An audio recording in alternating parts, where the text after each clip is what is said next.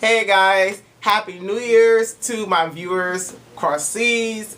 It's not New Year's here yet in Canada, but I know it's New Year's there already. So I just like to say Happy New Year. So guys, I'm doing this video to let you guys know how I found an editor for my novel. I've been asked questions on how I found an editor, and so hopefully this video will help you guys in the process of finding an editor for yourself after you finish that novel.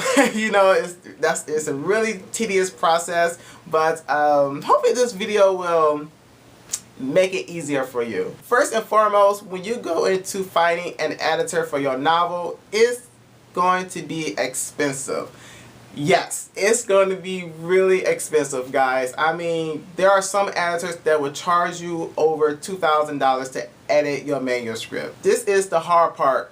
So you actually have to research editors just to see if they can fit your budget, and not only fit your budget, you also got to make sure they fit your genre as well, and also have the credentials that meets your requirements. So there's a lot of research involved into finding an editor. So guys, when you look for an editor, usually the editor is going to charge you for 3 procedures, perhaps more, but normally it's only 3 procedures. The first procedure is called as substantive editing, which is where an editor reads your manuscript and give you feedback. The second procedure is called copy editing, where the editor copy your work, like change sentences and paragraphs, add a little flavor to your writing, research some things that you may not research yourself. So it's a lot of work goes into copy editing. So they also charge for that. Last procedure is proofreading. Proofreading means they go over your work again just to make sure your grammar is up to par. They fix punctuations and stuff like that, quotations. Make sure everything's in order and in tip-top shape for your agent, or you know, whatever you're ready to publish your work. So, and all these 3 procedures cost different amounts of money. Right now in my editing process, I just did a substantive report, and I just wanted feedback from my novel at this stage, so I didn't want to do anything else. So that cost actually $250. To me, that was cheap comparing to what other people were asking. I mean, there were some editors that were asking over like $1,000 just to do a reading of your manuscript. And I thought that was like really exorbitant. So I just decided to do a little bit more research on finding an editor. But if you had that type of money, I say go for it. But me personally, I don't have that type of money to spend $1,000 on an editor. And so, yeah, I just have to go the cheaper route.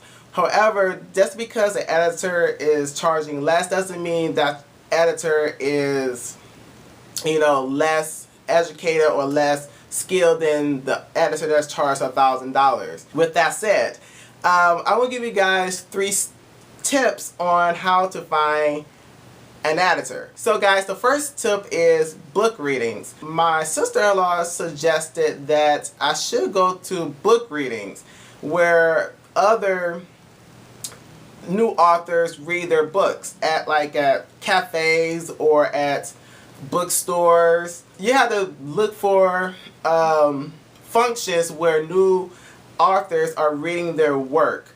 And so the reason why that is very important is because you can rub elbows with new authors, and you can ask them who were the editor, and they can actually, sometimes the editor of their novels are actually there already, you know, just, you know, showing support to their client.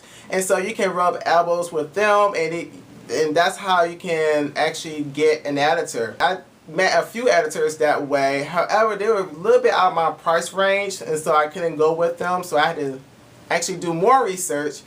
But one day I might work with them once I get extra money, because I really did like their personality, and they actually kind of coincide with with my style. I think that was a great way to find an editor. So guys, the second best way to find an editor for your novel is to pick your favorite book from your bookshelves. So just go through your favorite books on your bookshelves and look for the editor who edited your favorite book. If you look at the acknowledgments on the back, usually the author will list the editor in the acknowledgments along with the family and friends. So usually you can find it there. So I went that route too. I contacted a few editors from my favorite novels, and they will get back to you. Some of them, at least the ones I contacted, they will get back to you. However, since they are well-known editors, they will charge probably a lot of money. The ones I spoke to, they charge really a lot of money. And so I couldn't go with, you know, really well-known editors. But if you have the, like I said, if you have the money, go for it. The third tip is finding an editor online. Now, you can easily just type in editors.ca, which I did, but I'm not quite sure it works everywhere around the world. But in Canada, there's a website that's for Canadians, which is called editors.ca. I'm going to show you guys what I mean. So I have to go over to my computer desk, so follow me. So guys, to find an editor, what I did was I typed in editors. And once I typed in editors, I found Editors Association of Canada, which is a Canadian website for certified editors. So I clicked on that, and it will bring me to this here. So it takes me to this website, and it have a list of editors in Toronto, well, in the area of Canada actually. So, but a lot of editors are from Toronto, where I'm from. So what I did was I just clicked on the editor's name, and they have a brief synopsis of their editing services, and you know what genre they edit and all that jazz. And so I just read along to see if they fit my personality and fit my my style of writing and my genre. And so I read, if I like what I read, I go further and I click on their website. So most editors should have a website. If they don't, usually I don't go further, but I usually like a website to let me know what novels they edit and have like a little background of themselves. And so yes, so your editor should have a website. I would suggest your editor should have a website so you can know the prices of their services. And so yeah, so yeah, so there's a list. The list just goes on and on and on, and there's just pages. And once you finally find an editor that fits your genre, just contact the editor, and usually they will have a website, or you can contact actually the editor through their website, just through email. But on here they have email addresses. I don't know if you can see there, but let's see. Yes, if you see there, usually they have a phone number and an email address. So it's not really complicated. If you really want to get in contact with the editor, there's a website, an email address, and a phone number on this site.